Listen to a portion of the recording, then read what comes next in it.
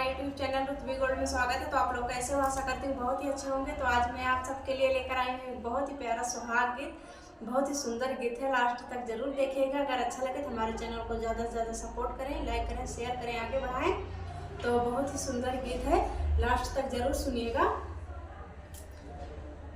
आए हैं समधी बन के नवाब मड़ाए में, मड़ाए में आए हैं बन के नवाब मड़ाए में, आए हैं समधी बन के नवाब मड़ाए में।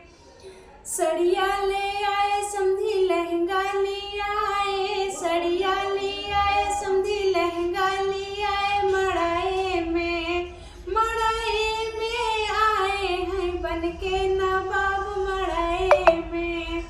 चुनरी के दैया उलिहले मोहना चोराए मड़ाए में, मड़ाए में आए हैं बन के नवाब मड़ाए में। जेठऊ आए हैं बन के नवाब मड़ाए में, आए हैं बन के जेठऊ बन के नवाब मड़ाए में।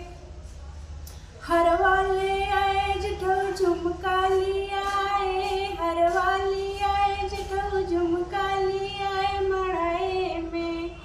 कंगना की बेरिया गईले बुलाए मड़ाए में, कंगना की बेरिया गईले बुलाए मड़ाए में। आए हैं बन के नवाब मड़ाए में, जेठऊ आए हैं बन के नवाब मड़ाए में। दुल्हे आए हैं बन के नवाब मड़ाए में, दुल्हे आए हैं बन के नवाब मड़ाए में। डीजे ले आए दुल्हे बाजा ले आए, डीजे ले आए दुल्हे बाजा ले आए मड़ाए में। डोलिया की बेरिया गईले हेराए मड़ाए में, अरे डोलिया की बेरिया गईले हेराए मड़ाए में। अरे आए हैं दुल्हे बन के नवाब मड़ाए में, अरे आए हैं दुल्हे बन के नवाब मड़ाए में। तो कैसा लगा गीत? बहुत ही सुंदर गीत था। तो अच्छा लगे तो हमारे चैनल को सब्सक्राइब करें। बाय।